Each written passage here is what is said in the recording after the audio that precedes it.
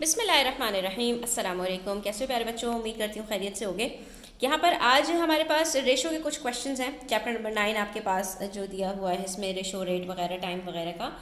तो उसमें जो क्वेश्चन नंबर 10 है हमारे पास, यहाँ पर इन्होंने क्या किया, दो इक्विवेलेंट फ्रैक्शंस को हमारे सामने रखा और हमसे कहा कि भाई इसमें एक आपके पास जो वैल्यू है ना वो अननोन है, ठीक है। तो इस m की आपने वैल्यू निकाल कर दे देनी है अगर ये दोनों इक्विवेलेंट फ्रैक्शंस हैं। इस तरह के क्वेश्चंस आते हैं, बहुत ही सिंपल क्वेश्चन है स्टूडेंट्स। अगर आप एक दो स्टेप्स का ख्याल रखेंगे तो आप समझे कि आपको इसको फ्री के मार्क्स आपको मिल जाएंगे इसमें, ठीक है। और वो दो तीन कौन से स्टेप्स हैं ये इंशाल्लाह मैं आपके साथ क्वेश्चन को सॉल्व करते हुए डिस्कस करूंगी। वीडियो एंड तक देखिएगा, स्किप मत किया करें वरना फिर जो इंपॉर्टेंट पॉइंट्स होते हैं वो आपसे स्किप हो जाते हैं और फिर जब आप क्वेश्चन को सॉल्व करने के लिए बैठते हैं तो फिर आप वो बातें भूल जाते हैं जिससे आपको क्वेश्चन सॉल्व करने में हेल्प मिलती है, ठीक है। स्टार्ट करते हैं। यहाँ पे क्वेश्चन नंबर 10 पार्ट ए में देखते हैं कि हम यहाँ पर m की वैल्यू किस तरह से कैलकुलेट करेंगे।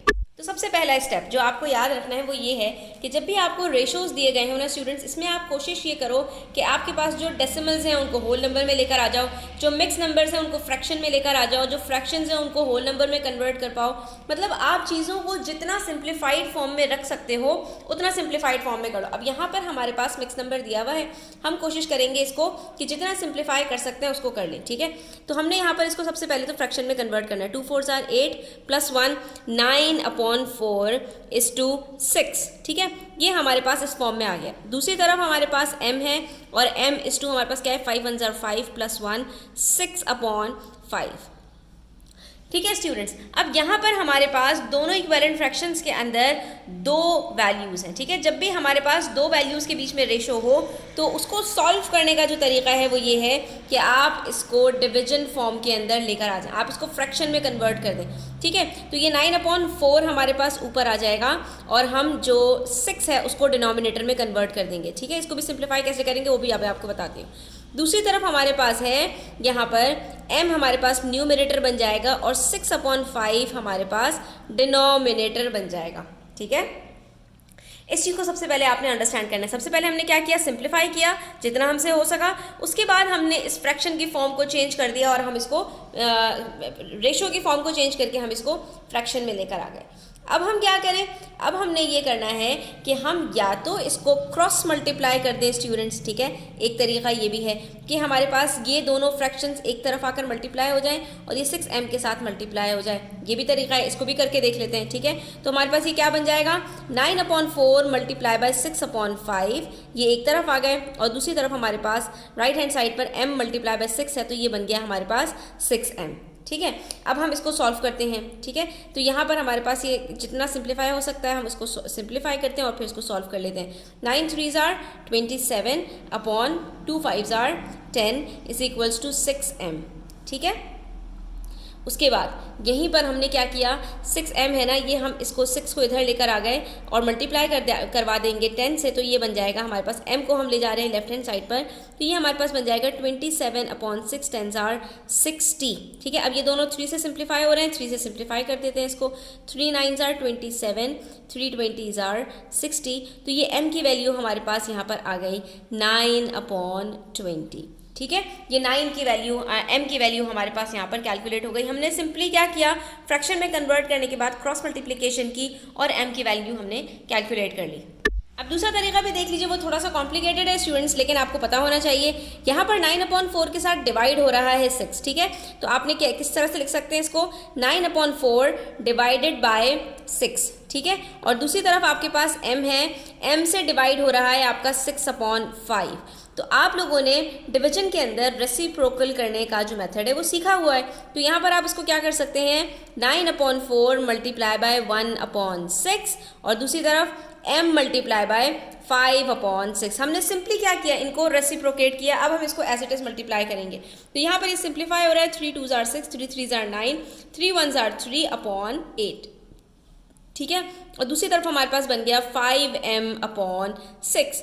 अब हमारे पास कोई और तरीका नहीं है, हमने सिंपली इसको क्या करना है, क्रॉस मल्टीप्लाई करना है। 6 3s आर 18, ठीक है।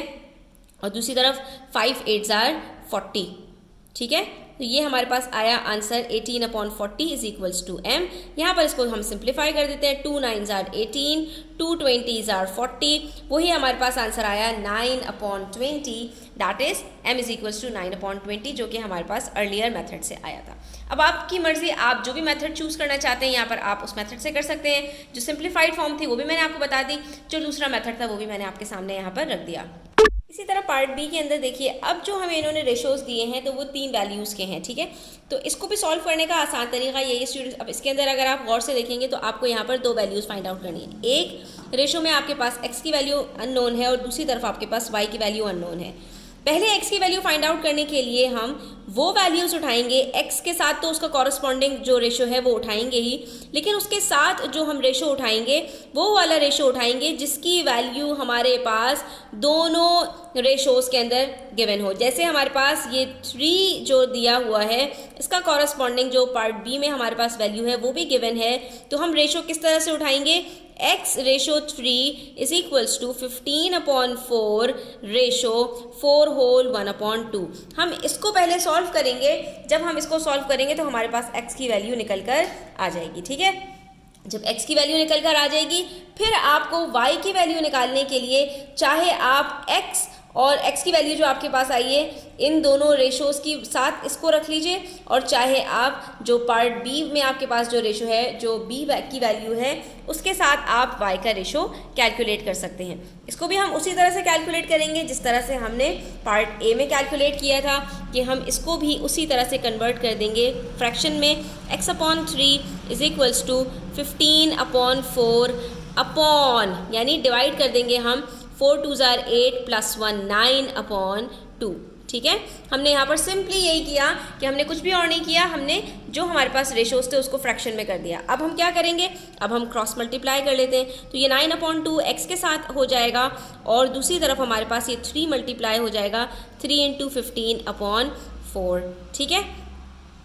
उसके बाद अगर आप ये देखें तो ये दोनों सिंप्लीफाई हो रहे हैं क्योंकि 2 इधर आकर मल्टीप्लाई होगा, जब मल्टीप्लाई होगा तो 2 4 के साथ डिवाइड होगा, तो हम यहीं पर इसको कट कर देते हैं।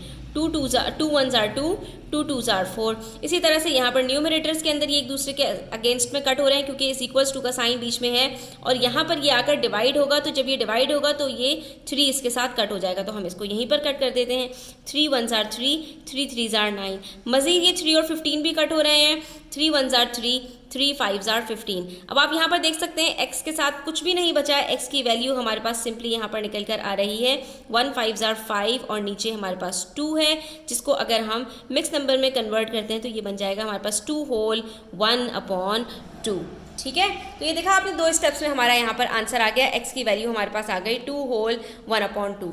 अब इसी तरह से हम सेम y की वैल्यू पे कैलकुलेट करेंगे। y की वैल्यू कैलकुलेट करने के लिए हम जो नेक्स्ट 2 रेशोज़ हैं उसको उठा लेते हैं, तो ये हमारे पास क्या बन जाएगा 3 ratio 9/2 is equals to 4 whole 1/2 ratio y, ठीक है। अब इसकी दफ़ा हमने ये बाद वाले जो 2 वैल्यूज़ थी उनका रेशो उठा लिया। अब इसको भी हम इसी तरह सॉल्व करेंगे। 3/9/2 is equals to 4 2s are 8 + 1 9/2/y, ठीक है। इसको भी क्रॉस मल्टीप्लाई करते हैं, ठीक है। तो दोनों हमारे पास यहाँ पर ये बन जाएगा 3y इज इक्वल्स टू ये 9/2 मल्टीप्लाई बाय 9/2, ठीक है। इसी तरह से हमारे पास यहाँ पर सॉल्व होगा। अब यहाँ पर 3 और 9 आपस में कट हो सकते हैं, 3 1s are 3, 3 3s are 9, तो ये y की वैल्यू हमारे पास यहाँ पर निकल कर आएगी 3 9s are 27/4, ठीक है। ये 27/4 निकल कर आ रही है। अब हमने इसको सिंपली क्या करना है, मिक्स नंबर में कन्वर्ट करना है, तो 4 6 are 24, बाकी हमारे पास क्या बचा +3, तो ये हमारे पास आंसर आ गया 6 होल 3/4, जो कि हमारी y की वैल्यू कैलकुलेट हो गई यहाँ पर। तो आपने देखा स्टूडेंट्स के अगर हमारे पास 3 वैल्यूज़ का रेशो है तो उसको हम किस तरह कैलकुलेट करते हैं, और अगर 2 वैल्यूज़ का रेशो है तो हम उसको किस तरह कैलकुलेट करते हैं। आज की वीडियो यहीं तक रखते हैं। आई होप स्टूडेंट्स आपको ये चीज़ क्लियर हुई होगी। आपने अगर अच्छी लगी ये वीडियो तो प्लीज़ लाइक कीजिएगा, अपने फ्रेंड्स के साथ शेयर कीजिएगा। चैनल सब्सक्राइब नहीं किया तो सब्सक्राइब कर लीजिए। अपना ख्याल रखिएगा। अल्लाह हाफ़िज़।